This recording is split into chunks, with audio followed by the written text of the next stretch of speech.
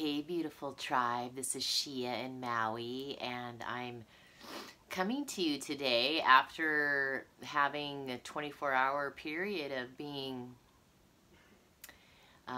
with a fever. So that's the closest brush I've had with COVID. I'm like the only person that I know of that hasn't had COVID.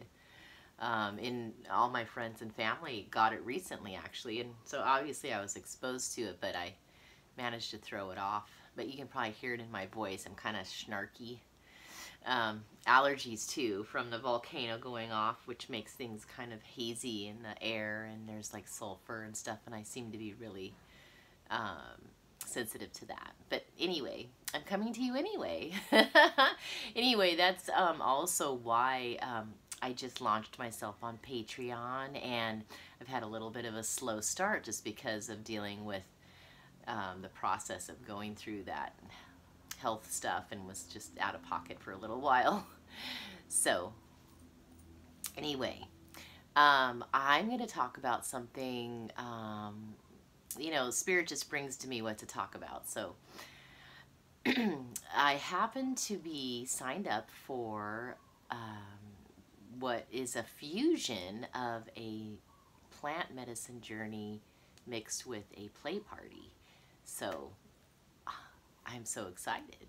I used to go to, you know, they call them cuddle parties, snuggle parties, play parties in San Diego, because Reed Mahalko is the one who created the cuddle party, and, you know, with a certain structure that's safe, that creates a safe container and gives you some like practice exercises before going into the experience, so that you have some experience with asking for what you want and being okay saying no, or renegotiating an offer and so forth.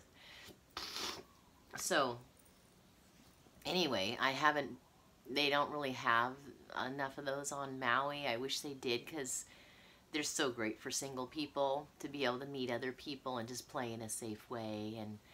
And then this one actually has a medicine journey as part of it, which, you know, is very heart-opening.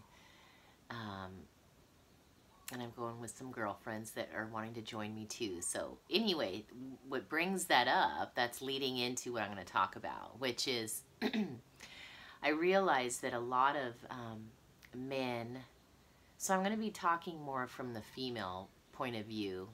You know, I have points of view from like male clients and stuff from time to time, and this one's a little bit more from the female point of view, from my own experience, from all the experiences my girlfriends have shared with me and my female clients. So this is going to be useful in having more success with women romantically, because one of the things that's not really, I think, understood by men enough is how much safety is crucial. Men don't usually have to worry about safety so much. So it can kind of seem like counterintuitive to you guys. But when you think about today's culture of women, where we have, I would say, if not everyone, I would say the majority, 9 out of 10 women, even if it's just 1 out of 2 women, but I actually think it's worse than that. I don't know a woman, including myself, who hasn't either been date raped or molested, or at least had her boundaries violated. And not just once, but multiple times. And I, for example, have experienced all those things.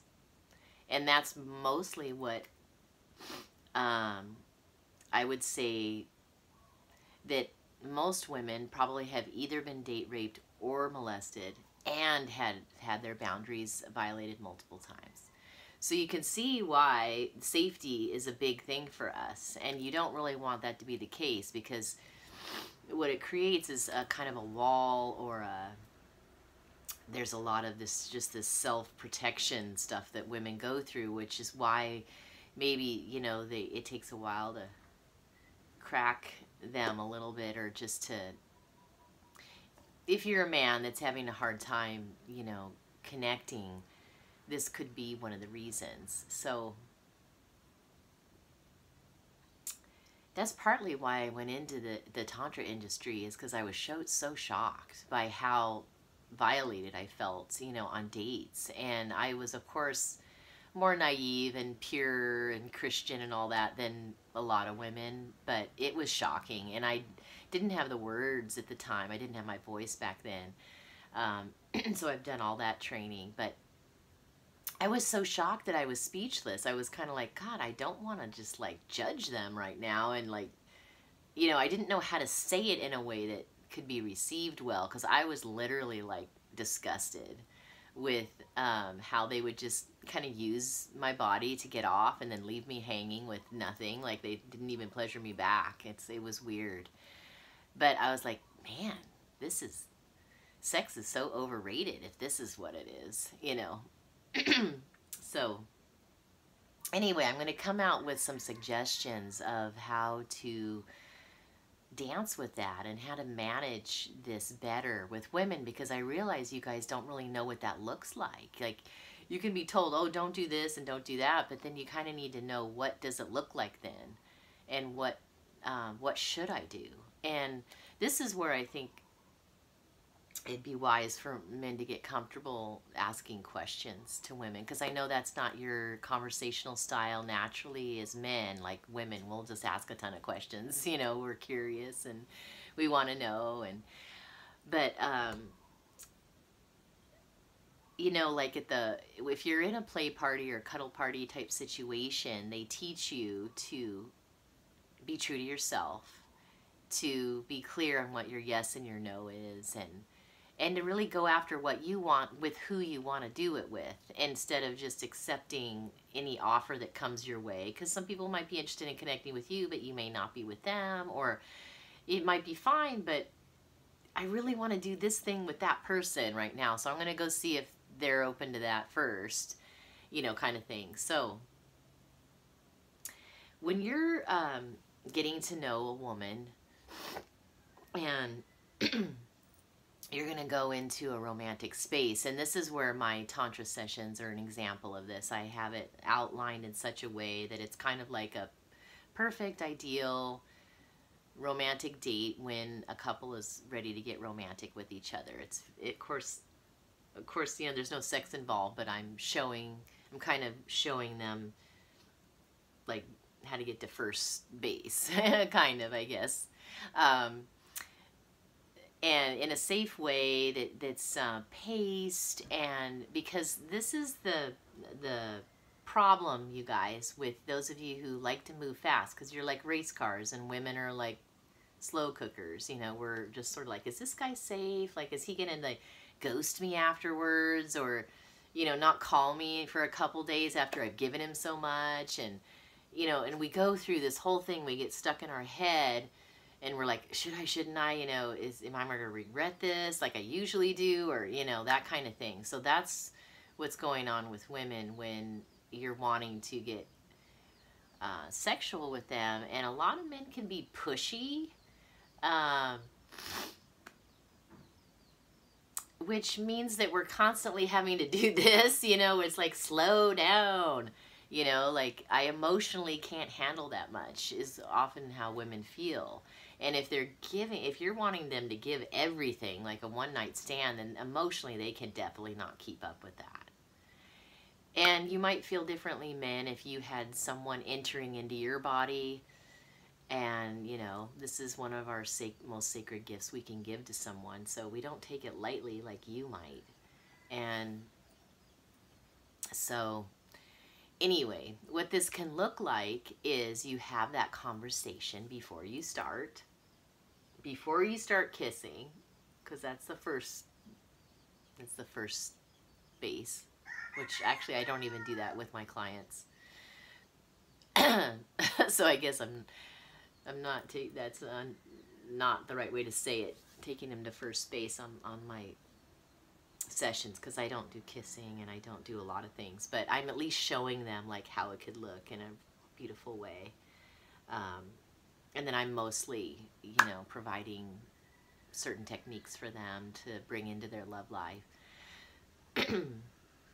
But at any rate, before you start kissing, because that's usually where it starts, if you really want to be a conscious man and have it actually go well and have it be sustainable, because the way a lot of guys do it is just not sustainable for women. Women have backlash after, they're struggling, because you have to be really attentive, especially if you've gone all the way in a really fast period of time. She's going to be sensitive, like, oh my God, I just gave everything, you know? And it's a huge gift for her to do that, and she took a risk on you.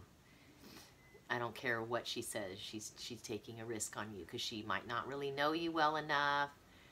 She doesn't know how you're going to behave afterwards.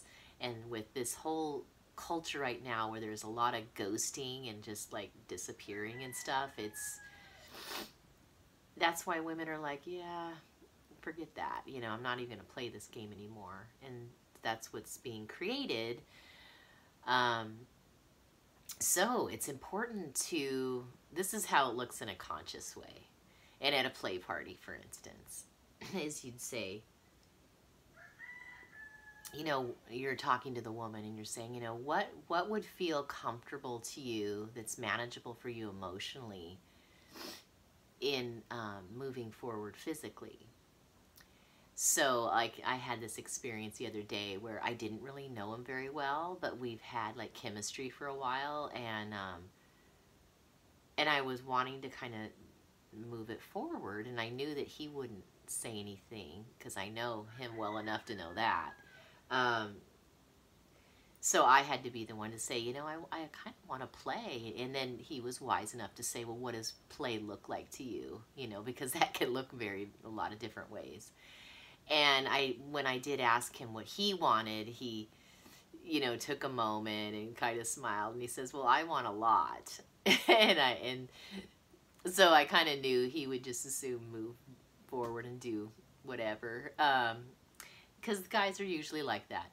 But but emotionally, when a woman is like letting someone into their bodies, or even just letting someone into their hearts, it's a little bit of a different game, because I think men kind of shield themselves from the heart thing, and they're the ones penetrating. You're not being penetrated. So it's a whole different dynamic.